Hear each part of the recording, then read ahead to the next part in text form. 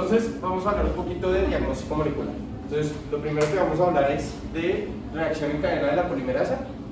La reacción en cadena de la polimerasa usualmente tiene tres fases: una fase pre-PCR, una fase de PCR y una fase post-PCR. La fase pre-PCR básicamente consiste en purificación de la muestra y extracción. ¿En qué consiste la extracción? Básicamente es que en la muestra que ustedes estén trabajando, líquido, tejido, etc., se adicionan unos detergentes que van a lisar las membranas celulares y por centrifugación esto podría separar las sustancias del interior de las células por cargas electroquímicas. Entonces, con una mallita que tiene una carga negativa opuesta al DNA y similar al de las proteínas, pues va a hacer que por cargas electroquímicas, cuando ustedes centrifuguen, las proteínas y el resto de sustancias se vayan al fondo y aquí se va a quedar pegado básicamente el DNA del contenido intracelular. Luego se le aplica un eluyente a esto para que finalmente ustedes puedan tener el producto de extracción. Este producto de extracción es básicamente DNA. Ese producto de extracción uno podría cuantificarlo antes de pasarlo a PCR. ¿Por qué? Porque resulta que aquí en la técnica de extracción pudieran haber errores. Entonces uno podría eventualmente no tener atrapado en la mallita el DNA, o que no funcione adecuadamente y se pierda la cantidad de DNA, o que no haya DNA suficiente para poder procesar la muestra de PCR. Entonces en este producto de extracción uno podría calcular cuánto hay de DNA extraído con espectrometría. Entonces uno podría medir por espectrometría antes de utilizar el producto de extracción para la PCR. Una vez ya verificamos que sí se haya extraído adecuadamente, bueno, purificar es básicamente eliminar elementos formes, lisar algunas otras células, eliminar algunos otros componentes extracelulares que pudieran alterar eventualmente la reacción. El producto de extracción se va a pasar a una mezcla de diferentes sustancias o diferentes componentes, ¿cierto? Que son básicamente la secuencia complementaria a la secuencia de interés.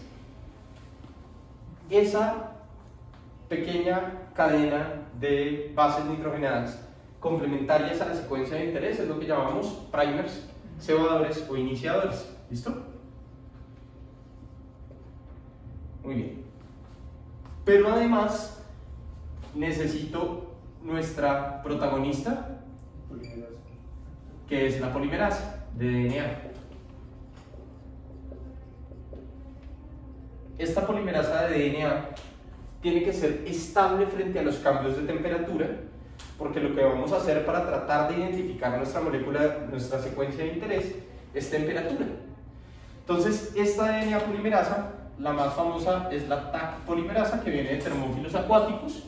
Thermophilus aquaticus es una bacteria que sobrevive a temperaturas de hasta 100 grados centígrados y pudiera eventualmente, frente a temperaturas altas que utilizamos para desnaturalizar el DNA, sobrevivir.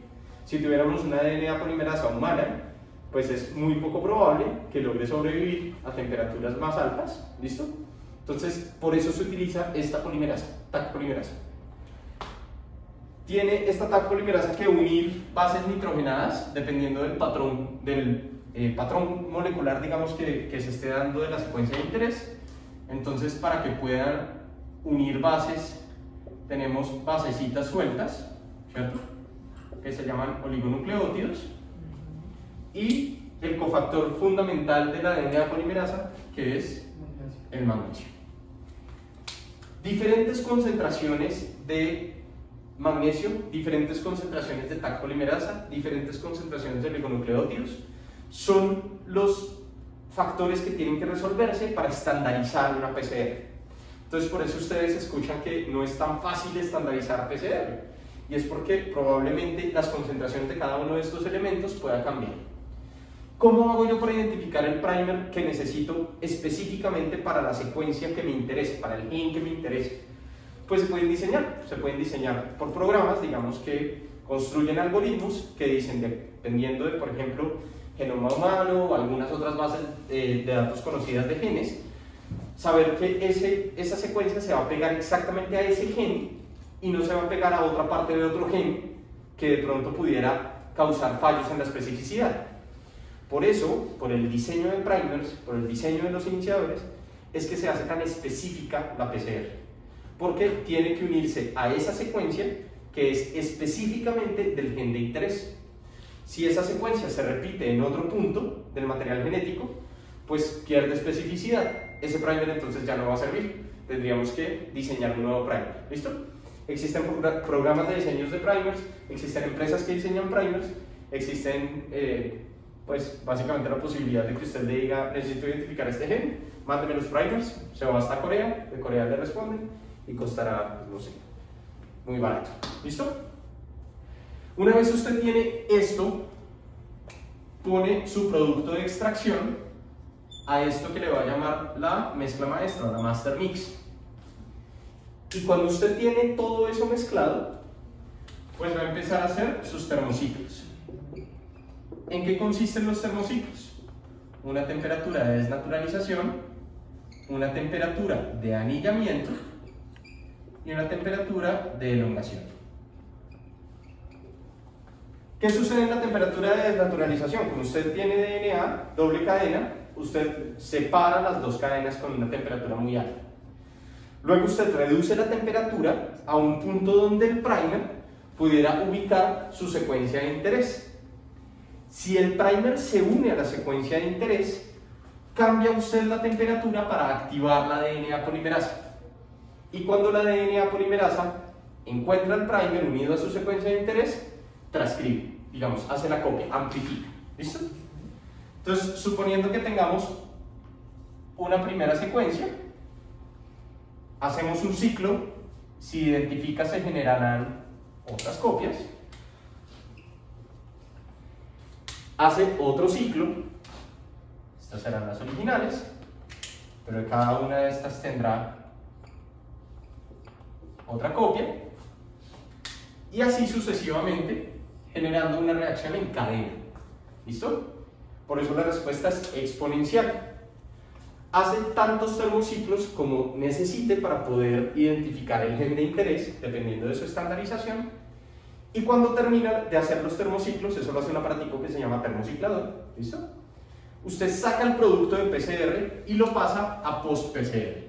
¿Qué es post-PCR? Pues simplemente usted pone un gel de agar o de agarosa, pone un marcador de peso molecular, su control positivo, que le dará una banda que corre a tantos peso molecular, a tantos kilodaltons, o lo que quiera, y su prueba, que si es positiva, le va a dar la bandita.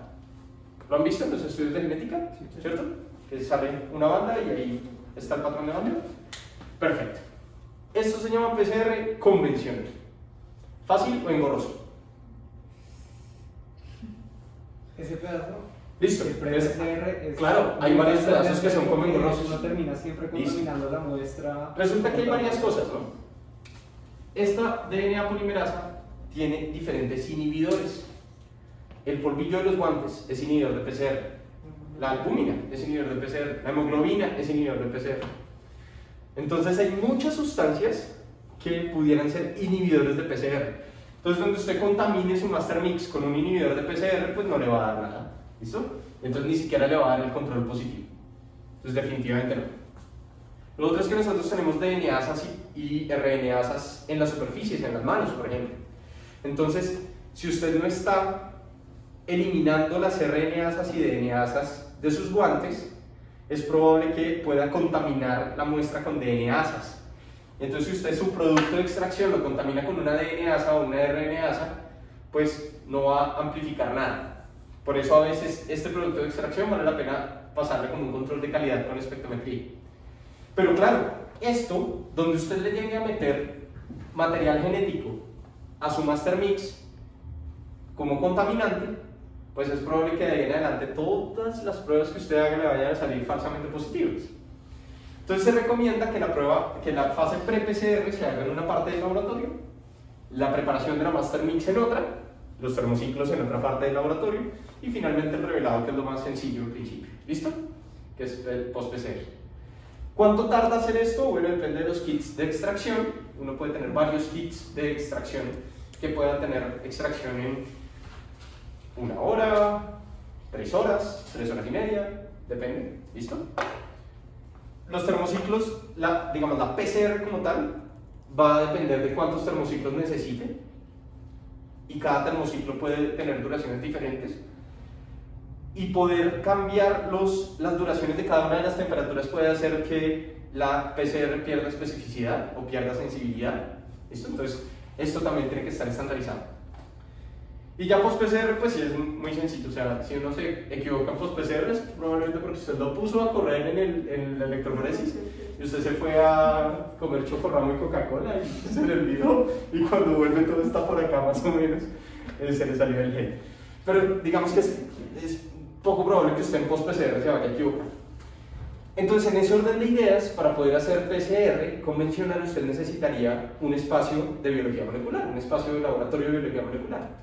Entonces esto en la clínica, si usted no tiene adaptado un grupo de molecular, pues va a ser más bien engorroso, digamos, en principio. Pero además va a ser tardío, va a ser como demorado, ¿cierto? Porque usted tiene que, después de haber hecho todos los termociclos, salir y correr post-PCR y ver si le da la bandita o no le da la bandita.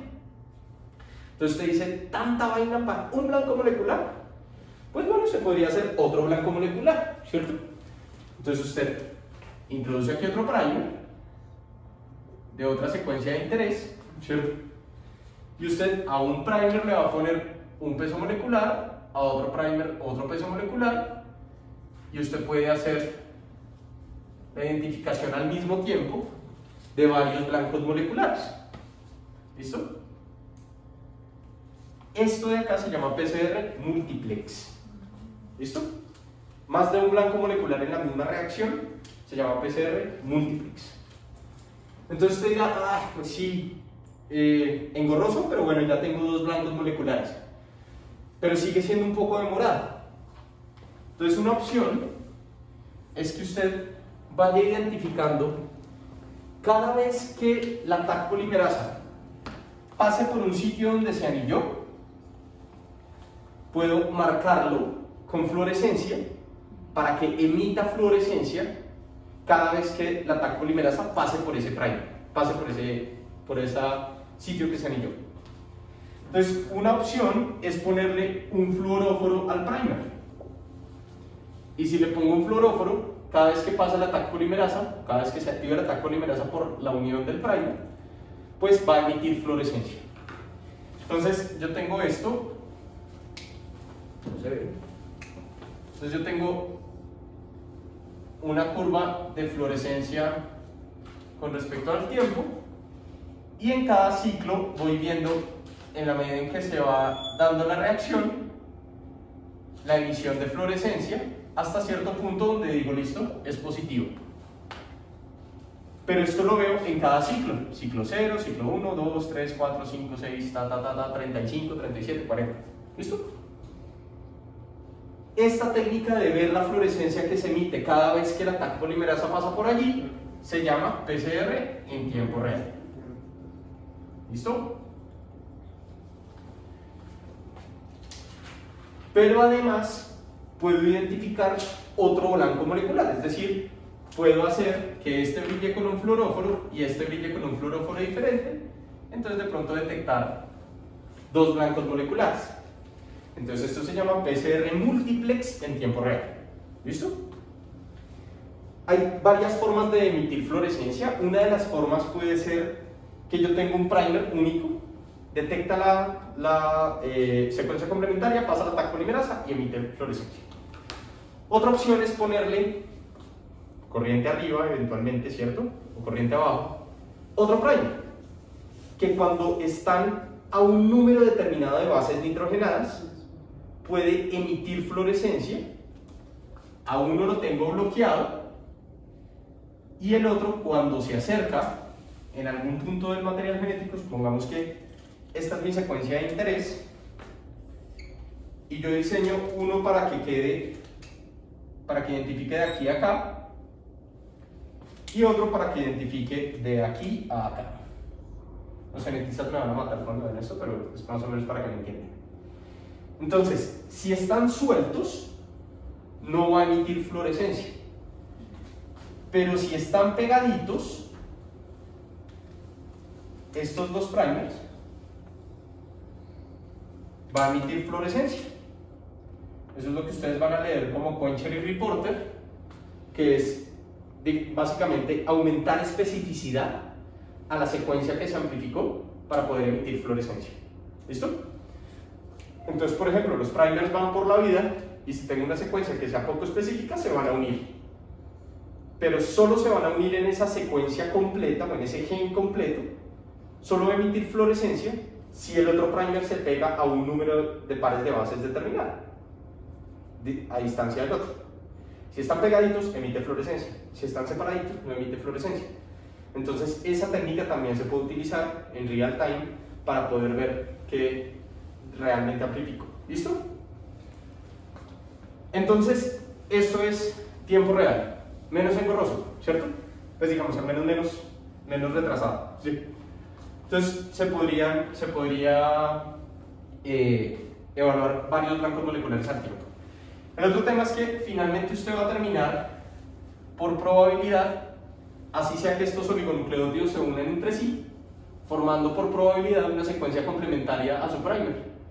Entonces usted tiene que, cuando estandariza la prueba, decir a partir de qué ciclo yo voy a considerar que sí es significativo la presencia de fluorescencia. Dependiendo de a partir de cuándo resulta positivo, que es lo que ustedes han visto, por ejemplo, en coronavirus como CT, cycle threshold, umbral de ciclo, o ciclo que pasa al umbral, es a partir de qué ciclo yo detecto positividad. Me explico. Si uno está detectando el blanco molecular negro, y lo detecta aquí, o lo detecta aquí, pueden ser cargas de ese gen diferentes. Entonces, yo puedo detectar positividad aquí a partir del ciclo, no sé, 25, o la puedo detectar aquí a partir del ciclo 10 u 8. ¿Habrá alguna forma en la que yo pueda decir cuántas copias del virus, cuántas copias del gen hay por mililitro, dependiendo de en qué ciclo me dio positivo? Pues sí, eso se llama PCR cuantitativo. Y es como medimos, por ejemplo, las cargas virales. Entonces, si tenemos estandarizado, entonces yo creo que ustedes han leído los reportes de carga viral, entonces dice con los iniciadores del gen tal de tal virus se detecta a partir del ciclo 23.5 que corresponde a 100.000 copias, 85.000 copias, 40 copias, 60 copias, 100 copias, etc. ¿Listo?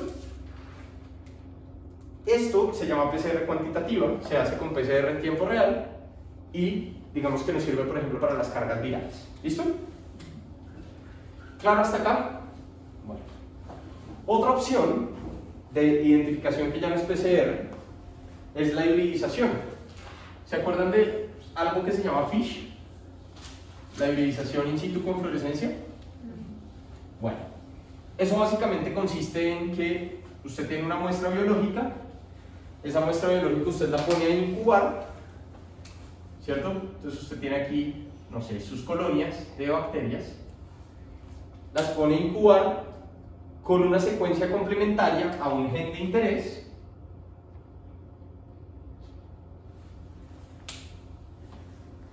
Cuando las incuba, hibridiza, luego lava, es decir, después de cambiar la temperatura, lava el reactivo. Y si identificó la secuencia de interés, pues esto con fluorescencia va a emitir fluorescencia. Entonces, esto puede ser hibridización in situ. Se utiliza en microbiología, claro, ¿cierto? Es lo que llamamos PNA fish. Y nos sirve para identificación de Staphylococcus, nos sirve para identificación de Candida, nos sirve para identificación de Klebsiella o de algunos otros gram negativos, Pseudomonas, etc. ¿Listo? Los kits de PNA fish no son tan caros como los de PCR, digamos, en principio, pero sí necesita pues el microscopio de fluorescencia y que ya tener la colonia ahí para poderle hacer fluorescencia. ¿Listo? A veces se puede hacer a partir de hemocultivos positivos, ¿cierto? Si uno tiene un coco gram positivo en racimos y tiene la lámina del hemocultivo allí, pues puede hibridizar sobre esa lámina, verlo en fluorescencia y decir, ah, es un coagulasa negativo, o ah, es un aureus. ¿Listo? Se puede hacer con PNA fish. ¿Listo? Lo otro que se puede hacer es microarreglos o nanoarreglos. Entonces, ¿qué son los arrays? Es básicamente sobre una matriz sólida que puede ser plástica o metálica o bueno. Usted pone muchas secuencias de interés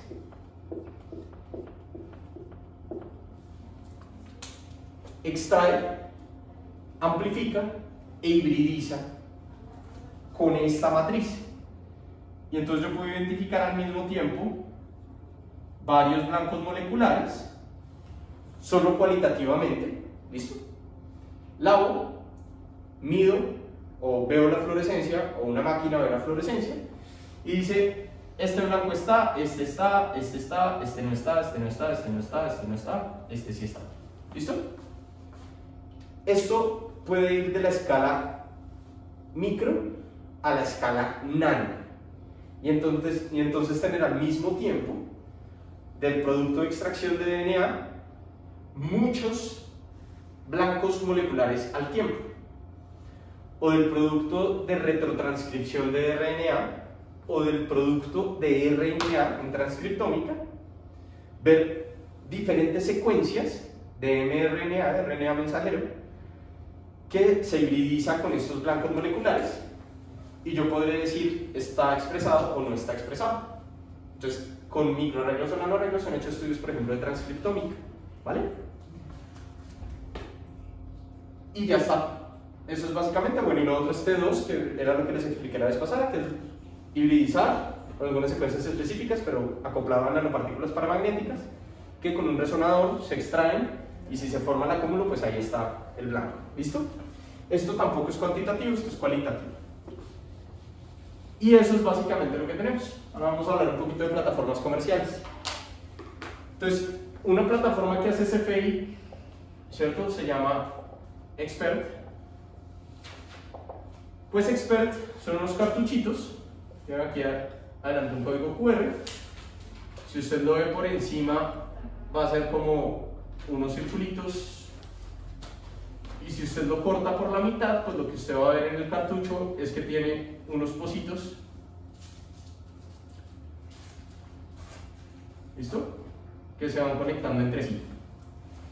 ¿Cómo funciona Expert en un cartucho así de grande? Pone la muestra acá, baja la tapa y la mete en una máquina. En este primer pocito purifica la muestra.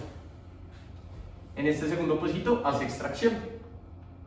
En el otro pone el producto de extracción y elimina el resto de lo que le sobró.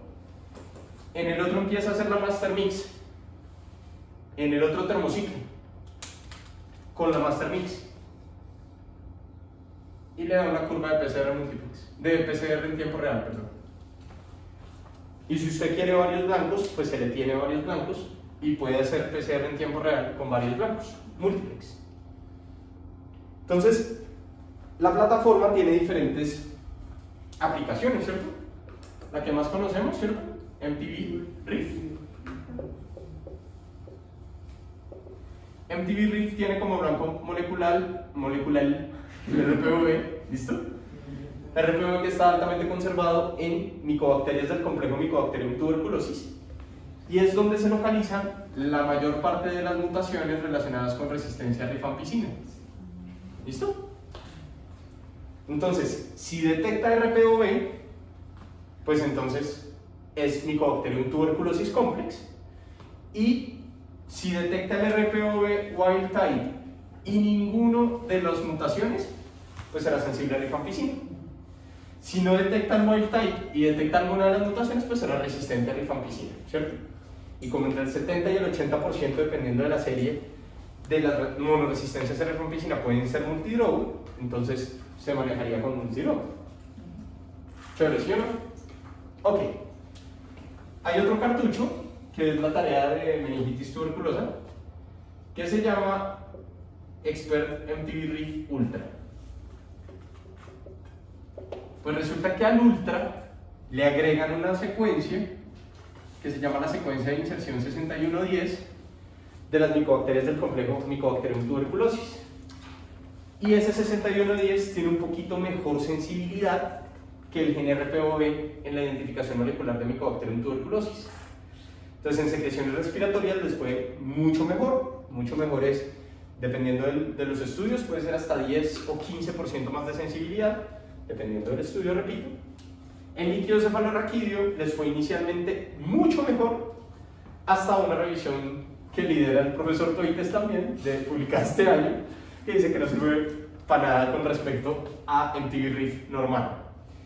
Pero CFI hizo, o sea, esto fue tan innovador y tan interesante que incluso Organización Mundial de la Salud le metió billete a esto para que se pudiera hacer point of care, es decir, en África subsahariana, para diagnosticar tuberculosis en coinfección con VIH, que es una cosa tan importante de hacer en países con alta prevalencia, pues es simplemente su merced, escupa, ¿cierto? Pasan la muestra, lo meten en una máquina y ellos siguen trabajando. Entonces esto fue tan importante que estos cartuchos son más baratos que otras técnicas moleculares, depende del cartucho, pero al menos el de tuberculosis es más barato porque hay mucho interés en que se haga diagnóstico de tuberculosis, que es una de las enfermedades infecciosas que más mata gente en el mundo, ¿cierto? Bueno, probablemente la que más. Entonces, estos cartuchos mejoran muchísimo el rendimiento diagnóstico. De hecho, los lineamientos de tuberculosis recientemente publicados incluyen Expert dentro del diagnóstico. Bueno, entonces es importantísimo tenerlo. Pero Expert no solo sirve para tuberculosis. Por ejemplo, hay MRSA. Entonces, si tengo unos cocos gram positivos en un hemocultivo, o si tengo un hisopado nasofaringeo, para buscar colonización por MRSA, pues este bicho va a buscar, este cartucho va a buscar dos blancos, ¿cierto? La proteína del Staphylococcus aureus y el gen MECA, que está relacionado con ¿qué? La resistencia a la meticilina. Exacto, con resistencia a meticilina. ¿Listo? Entonces, si tiene la proteína del Staphylococcus, pues es Staph aureus. Y si tiene MECA, es meticilino resistente. Si no tiene MECA, será meticilino sensible. ¿Listo? Pero también hay Clostridioides difficile. La muestra es heces, materia fecal. ¿Y qué detecta? La toxina B, la toxina binaria y la cepa hipervirulenta, ¿cierto? Listo. Pero también está Carva. ¿Carva qué detecta? KPC, VIM, IMP, OXA, creo que 48 y OXA 23 u OXA 48. ¿Listo? No sé si detecta GES, pero bueno. Digamos que ahí está, ¿cierto? O puede ser, bueno, hay muchos, ¿no? De hecho, hay uno de enfermedades de transmisión sexual que puede ser para frotis cervical o secreción uretral o secreción anal para Neisseria gonorrhea y clamidia, por ejemplo. ¿Listo? Conclusión, esta plataforma que se llama Expert no es únicamente para tuberculosis, sino que hay diferentes cartuchos. Dependiendo de cada cartucho, pues será la muestra a procesar y el reporte, digamos que usualmente se hará cualitativo y uno tomará ahí como el resultado para la interpretación clínica. ¿Listo? Entonces esto es Expert. ¿Preguntas de Expert? No, señor. Listo. Hay otra plataforma que se llama plataforma FilmArray, ¿cierto? La plataforma FilmArray básicamente son dos PCRs. También usted ve el cartucho como ahí diferentes esferitas, ¿cierto? Y resulta que hace una primera PCR y amplifica unos genes con secuencias largotas, y este producto de esta primera PCR luego pasa a hacer una segunda PCR que lo que hace es, dentro de estas secuencias, identificar otras secuencias más pequeñas. Cuando usted tiene identificación de secuencias de DNA en productos de amplificación previos, es lo que se llama PCR anidada. ¿Listo? Ya casi no fue el marcador. Con este PCR. ¿Listo? Entonces, esto es... Mejor esto, ¿sí o no? Listo. Entonces, PCR anidada. O sea, usted identifica unos blancos moleculares en la primera PCR, otros blancos moleculares que pueden estar dentro de esos primeros genes en la segunda PCR, y después esto se hibridiza en un panel, ¿cierto? Que tiene como unos pocitos con secuencias complementarias a los genes de interés, y el producto de estas dos PCRs se hibridiza con este panel y ahí dice aquí sí, aquí no, aquí sí, aquí no, aquí no, aquí sí. Entonces esto es una combinación de PCR en tiempo real y al final lo lee con hibridización en un panelcito chiquito, con unas celitas pequeñas. Entonces esos son los paneles sindrómicos que ustedes han visto, ¿cierto? Entonces hay film array gastrointestinal, que es para enteropatógenos, y eso se hace en heces. Hay un panel que se llama BCID, que es el de sepsis, que es básicamente a partir de hemocultivos positivos. ¿Listo? O el panel sepsis.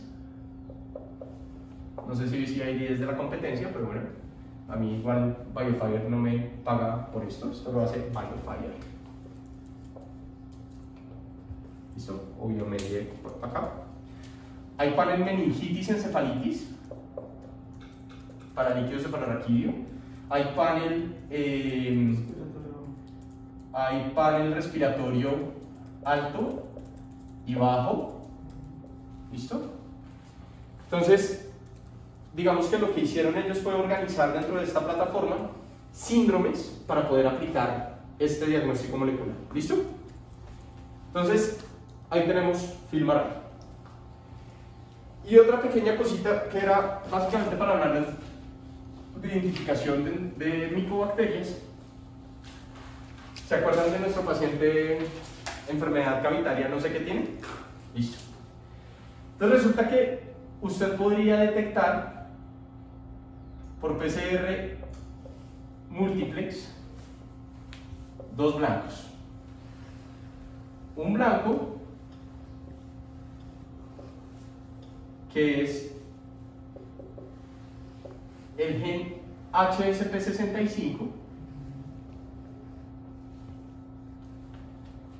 y otro blanco que es la secuencia de inserción 6110. Ya les había hablado de la IS6110. ¿Dónde está presente? ¿O se identifica en qué? Está en el panel de Sí, de Mycobacterium tuberculosis. Esto es una secuencia de inserción. Las secuencias de inserciones son secuencias que son altamente preservadas, incluso en regiones no codificantes del DNA, entre las especies. Las micobacterias pertenecientes al complejo Mycobacterium tuberculosis complex, ¿listo?, tienen IS6110. En cambio, además, HSP65, el gen de la proteína de choque térmico 65, está altamente preservado en las especies del género Mycobacterium todas. ¿Listo? Ya. Entonces, este HSP65 está ampliamente distribuido en las especies del género Mycobacterium. De hecho, era el gol estándar de identificación de micobacterias, de especies de micobacterias, por una técnica que se llama PRA. ¿En qué consiste PRA? ¿Cierto? Como dijo Arcángel. Entonces, cojo el producto de amplificación del HSP65 y lo someto a unas endonucleasas. es decir, enzimas que rompen el DNA. Y eso me va a romper en puntos específicos el DNA. ¿Listo? Cada punto específico, es decir, cada fragmento que se me genera es específico de especie y subespecie. Entonces, esto se somete a electroforesis y a un patrón de bandeo de diferentes pesos moleculares dependiendo de esto. Esto se traduce a un código numérico. Y ese código numérico que está en una base de datos global da la identificación de género y especie. Pues de especie, o de especie y subespecie. ¿Listo? Entonces, si yo tengo esto, que es PCR multiplex con PCR convencional, puedo decir, identifica el gen HSP65 y la secuencia de inserción IS6110. ¿Cuál es su diagnóstico? Mycobacterium tuberculosis complex. Identifico el HSP65, pero no identifico la secuencia de inserción IS6110. Una micobacteria no tuberculosa, en principio. ¿Cuál de todas las 100 y pico de especies de micobacterias tuberculosas que pueden causar infección en el humano es? Pues le puedo hacer un PRA, y con el PRA tengo la identificación de especie. ¿Listo? Esta técnica está estandarizada en laboratorios de micobacterias, ¿cierto? Como el laboratorio de micobacterias de la profe Murcia de la Universidad Nacional, o la CIB, la Corporación de Investigaciones Biológicas en Medellín, también tiene estandarizado PRA. Entonces es como la técnica de identificación de elección en micobacterias. ¿Listo? Esto es básicamente como la aplicación de estas diferentes técnicas de diagnóstico molecular. Y por último, vamos a hablar de secuenciación, ¿cierto?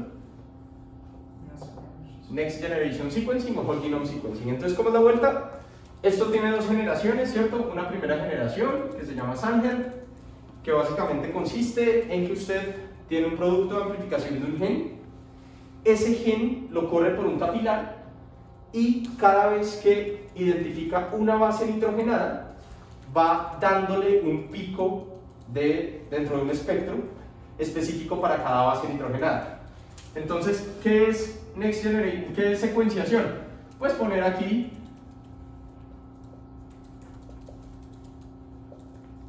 base nitrogenada por base nitrogenada en orden. ¿Listo? Entonces, si usted tiene un gen chiquitito, pues puede hacer la secuenciación.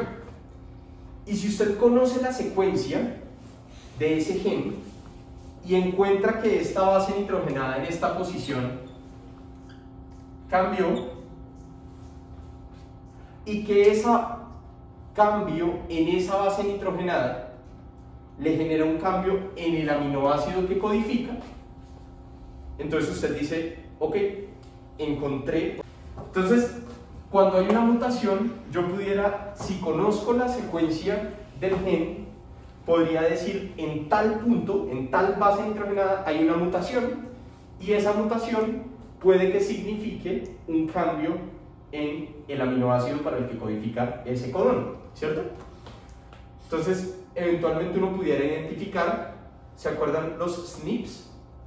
O los polimorfismos del nucleótido simple, ¿no? Los SNPs, SNPs. Los nucleótidos tienen, las Entonces, aminoácidos se codifican por una secuencia de 3 nucleótidos y cuando hay los codones nucleótidos que se repiten en 2 aminoácidos, entonces podría no necesariamente. Lo que pasa es que yo, por ejemplo, pudiera tener una mutación única que no cambie el aminoácido por la promiscuidad del DNA, ¿cierto? O del código genético. Entonces, si tengo unas mutaciones que pueden cambiar aminoácidos, pero que no representan modificación en la función de la proteína, pues pudieran ser polimorfismos que no tienen necesariamente que dañar la función de la proteína. Pero hay mutaciones puntuales que pueden causar graves mutaciones, graves fallos en la actividad de la proteína. Por ejemplo, que usted termine cambiando un nucleótido en un solo punto y eso se convierta en un codón de parada. Entonces de pronto usted está transcribiendo y llega al punto en el que no más aminoácidos. Entonces, esas mutaciones se pueden causar severo compromiso de la función de la proteína. Pero desde el punto de vista de identificación, pues uno podría, por ejemplo, con secuenciación de primera generación, identificar mutaciones puntuales, polimorfismos, o identificar mutaciones mucho más gruesas, como lo que se puede hacer, por ejemplo, en VIH, como lo que se puede hacer en algunas otras estudios de resistencia viral, mutaciones puntuales específicas que pudieran codificar para un cambio en un punto, en un aminoácido puntual, que pueda generar resistencia a uno u otro medicamento antiviral, por ejemplo. ¿Listo? O lo otro que se puede hacer es whole genome sequencing, ¿cierto? Entonces, whole genome es, cojo mi muestra biológica, extraigo todo el DNA y secuencio. ¿Cómo es la vuelta? En la secuenciación ustedes van a tener millones de datos de bases nitrogenadas. Entonces lo que sucede es que se arma una biblioteca con cada una de las secuencias que se identificó. Y gracias al proyecto Genoma Humano, que se le entregó a cada grupo de investigación secuenciar un cromosoma en particular o unos genes en particular, entonces ya sabemos qué es humano y qué es no humano. Entonces, por ejemplo, si yo tengo una muestra biológica de líquido cefalorraquídeo y identifico genoma humano, pues esa secuencia no es de mi interés, sale de mi estudio. Entonces me dedico a lo no humano. Pero en lo no humano puedo tener bacteriófagos, por ejemplo, endobacteriófagos. Entonces uno dice, pues bueno, esos tampoco causan enfermedad. Pero de pronto hay algo humano que es de una bacteria. Y uno dice, oh, ¿qué bacteria será? No, Propionibacterium. Qué sé yo, digamos, algún contaminante de la piel. Usted dice, bueno, sí, de pronto cuando hice la punción lumbar, algo del líquido cefalorraquídeo se contaminó con eso. Pero resulta que usted encuentra, qué sé yo, Brucela, o que usted encuentra alguna otra cosa. Entonces usted dice, este bicho sí no debe estar acá. Entonces es probable que si encuentro ese bicho en esta muestra biológica donde no debe estar, pueda que sea infección por ese bicho. Y entonces, hacer el diagnóstico por whole genome sequencing. Problemas de whole genome, pues numeral bien, gracias, no está disponible.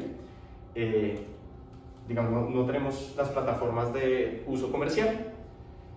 Ya tenemos el contacto para que se pueda hacer. El problema es que el tiempo de respuesta está más o menos entre 7 y 10 días. Entonces, pues ya el paciente estará muerto. Si es una enfermedad infecciosa, digo. Y ya se están, digamos, hay varios grupos de genética del país que están consiguiendo secuenciadores y están consiguiendo algunas plataformas que le permiten hacer esto en protocolos mucho más acortados. Entonces es probable que más temprano que tarde tengamos posibilidad en la clínica de hacer secuenciación de nueva generación para identificación de algunos microorganismos, por ejemplo. ¿Vale? Todavía no es una realidad, pero bueno, digamos que ahí, en eso vamos, ¿vale? En eso estamos. Entonces, ha habido experiencia también en enfermedades infecciosas con algunas de estas. La clásica es ese caso de neurobrucelosis, si no estoy mal, del New England Journal of Medicine. Y pues claro, a punta de certificación de doxiciclina, se mejora. Entonces, pues ya está. ¿Listo? ¿Preguntas? Ahora no. Pero digamos que aparte de la disponibilidad que podamos tener aquí en nuestro medio, ¿cómo escoger el mejor método de diagnóstico molecular? Depende de lo que usted necesite. Todas estas pruebas son pruebas diagnósticas. Entonces lo mismo, usted tendrá que tener evaluación de sensibilidad y especificidad de cada uno de los escenarios, de cada una de las pruebas en diferentes escenarios clínicos. Es decir, si usted pone como ejemplo Expert Activity Reef, ¿cierto?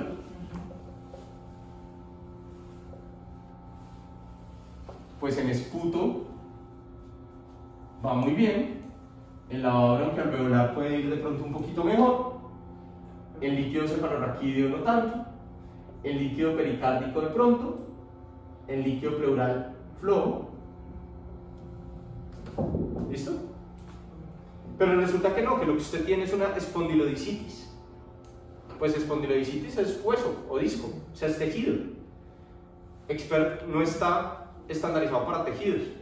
Entonces, de pronto, si usted tiene que identificar una enfermedad de POT con una espondilodicitis, digamos que usted sospecha que sea tuberculosa, pues lo que tiene que hacer es IS-6110 en tejido, PCR convencional. No utiliza ninguna plataforma comercial. ¿Listo? En cambio, si lo que usted tiene es una persona sintomática respiratoria con síntomas B y que expectora, pues hombre, hágale experta en esputo. ¿Listo? Entonces dependerá del escenario clínico. Además dependerá de cada grupo cómo estandarice su PCR. O sea, lo que ustedes han leído como pruebas in-house o pruebas caseras, digamos in-house, es que cada grupo desarrolla la estandarización de su prueba y la aplica en los pacientes. Entonces tendrán que ustedes identificar cuánto es la sensibilidad y la especificidad de la prueba para cada grupo. ¿Vale? Por lo que les digo que esto es tan susceptible a inhibidores de PCR, etcétera, problemas en la estandarización. ¿Listo? ¿Claros? Perfecto. Terminamos. Muchas gracias.